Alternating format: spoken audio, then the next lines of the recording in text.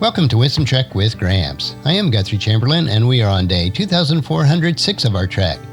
The purpose of Wisdom Trek is to create a legacy of wisdom, to seek out discernment and insights, and to boldly grow where few have chosen to grow before.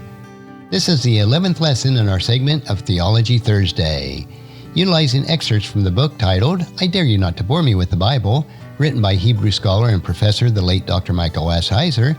We will invest a couple years going through the entire Bible, exploring short biblical lessons that you may have not received in Bible classes or church. The Bible is a wonderful book. The pages reveal an epic story of God's redemption of humankind and the long bitter conflict against evil. It is also a book that may seem strange to us at times, because while God's Word was written for us, it wasn't written to us. And today our lesson is, There's a Devil in the Details. Yom Kippur, the Day of Atonement described in Leviticus chapter 16, is a central element of the Jewish faith, even though it's not practiced today as it was in the ancient times. Although many Christians have heard of the day, most would be startled to learn that a sinister figure lurks in the shadows of Leviticus 16. The Day of Atonement ritual required a ram, a bull, and 2 goats, Leviticus chapter 16 verses 3 through 5. The ram was for a burnt offering intended to please God, Leviticus chapter 16, verse 3 and 4. The bull was taken from the herd and served as a sin offering for Aaron, the high priest, and his family. In this case, the sin offering restored the priest to ritual purity, allowing him to occupy sacred space and be near God's presence. Curiously, 2 goats taken from the congregation were needed as a single sin offering for the people, Leviticus chapter 16, verse 5. Elsewhere, the sin offering involved only one animal, such as in Leviticus chapter 4, verses 1 through 12. So why 2 goats? The high priest would cast lots over the 2 goats, with one chosen as a sacrifice for the Lord, Leviticus chapter 16, verse 8, and the blood of that goat would purify the people. The second goat was not sacrificed or destined for the Lord. On the contrary, this goat, the one that symbolically carried away the sins from the camp of Israel into the wilderness, was for Azazel, Leviticus chapter 16, verses 8 through 10. Now, the Hebrew term Azazel occurs 4 times in Leviticus chapter 16, but nowhere else in the Bible. Many translations prefer to translate the term as a phrase, the goat that goes away, which is the same idea that is conveyed in the King James Version as a scapegoat. Other translations treat the words as a name Azazel.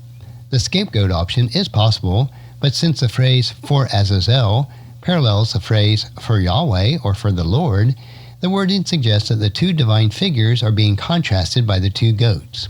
A strong case can be made for translating the term as the name Azazel. Ancient Jewish text shows that Azazel was understood to be a demonic figure associated with the wilderness. The Mishnah records that the goat for Azazel was led to a cliff and pushed over it, ensuring that it would die and not return. This association with the wilderness with evil is also evident in New Testament, as this is where Jesus met the devil in Matthew chapter 4, verse 1. Also in Leviticus chapter 17, verses 1 through 7, we learn that some Israelites had been accustomed to sacrificing offerings to goat demons. The Day of Atonement replaced this illegitimate practice. The second goat was not sent into the wilderness as a sacrifice to a foreign god or demon.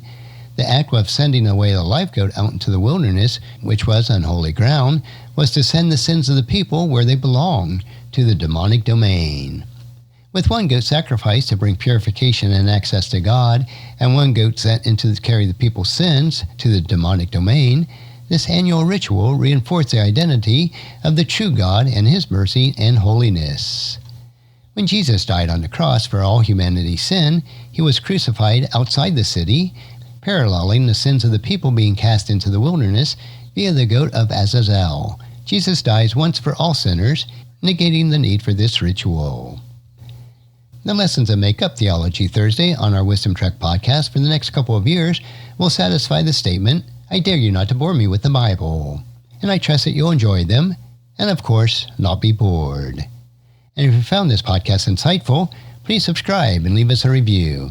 Then encourage your friends and family to join us and come along with us tomorrow for another day of Wisdom Trek, creating a legacy.